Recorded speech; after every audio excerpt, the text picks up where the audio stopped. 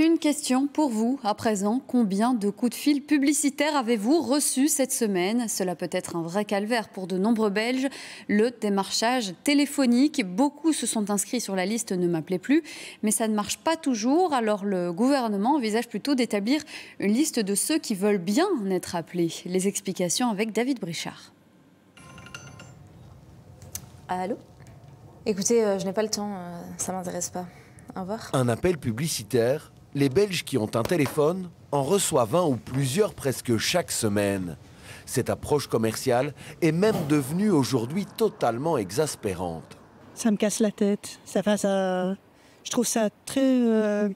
Intrusif. Intrusif, exactement, oui. Je la renvoie gentiment, poliment, en lui disant que c'est une forme de harcèlement que je ne supporte pas en fait. Je raccroche assez rapidement et puis ensuite je bloque le numéro pour pas que ça revienne. Et là, je suis au travail. Depuis plus de 10 ans maintenant, il est possible de s'inscrire sur la liste Ne m'appelez plus pour éviter ce genre d'appel.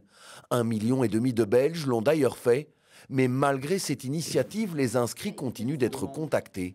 Il y aurait 3 raisons à cela. 1, des entreprises qui ne respectent pas la loi et qui ne consultent pas la liste avant de vous appeler.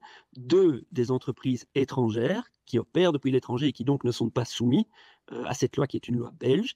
Et 3, tous les autres appels qui ne sont en fait pas du démarchage téléphonique publicitaire, mais des tentatives d'escroquerie ou de fraude pour de voler, par exemple, vos données personnelles ou vos données bancaires. Enregistrés ou non sur cette liste, près de 4000 personnes l'an dernier ont signalé à l'inspection économique des appels non sollicités. En 2025, il y a déjà près de 2500 plaintes. Le gouvernement fédéral devrait prochainement renforcer les règles. Fini Ne m'appelez plus. Le ministre compétent voudrait plutôt un système où c'est uniquement le citoyen qui donne son accord.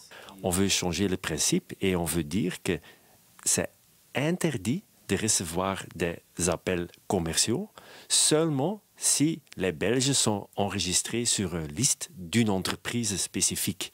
Et si tu dis « oui, je veux recevoir des appels commerciaux », l'entreprise peut te téléphoner. Aux Pays-Bas et en France, cette manière de faire ferait déjà ses preuves. Reste à voir comment les autorités belges vont gérer les appels de call center situés à l'étranger.